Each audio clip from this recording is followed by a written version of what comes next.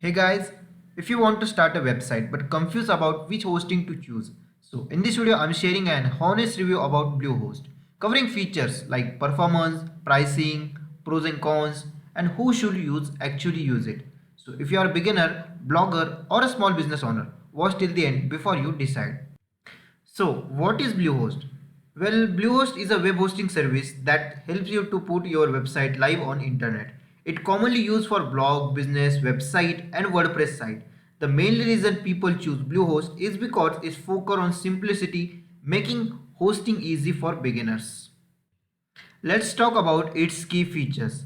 So, free domain for first year, free SSL certificate, easy WordPress installation, simple control panel, email account with your domain, 24 by 7 customer support. Everything is designed to even someone with zero technical knowledge can start a website easily. Let's talk about speed and performance. So speed and uptime very important for a website. Bluehost offers stable performance for small or business medium websites. For blog, portfolio sites and server service website, the speed is most important sufficient. However, if you are plan to run very heavy traffic on large online stores, upgrading to higher plan is recommended. Easy to use. One of the biggest advantage of Hostinger is Bluehost is easy to use. The dashboard is clean and beginner friendly. WordPress installation takes only a few clicks and managing domains, emails, setting is simple. This makes Bluehost good options for the first website owners. Let's talk about pricings and plans.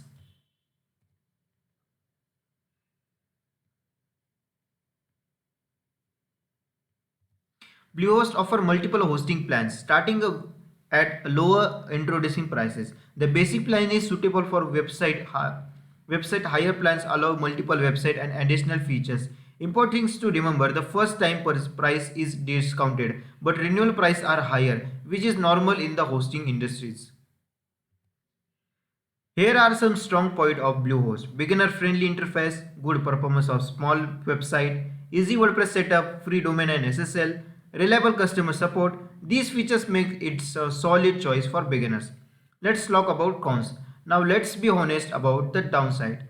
Renewal cost is higher than in initial price. Advanced users may feel limited or basic plans. Extra features like backups may cost extra. So it's best for beginners, not advanced people developers. Who should use Hostinger? Well, Bluehost. Bluehost is best for beginners starting their first website, blogger and content creator, small business owners, or WordPress users. So if you want simplicity, reliability, and support, Bluehost feel well.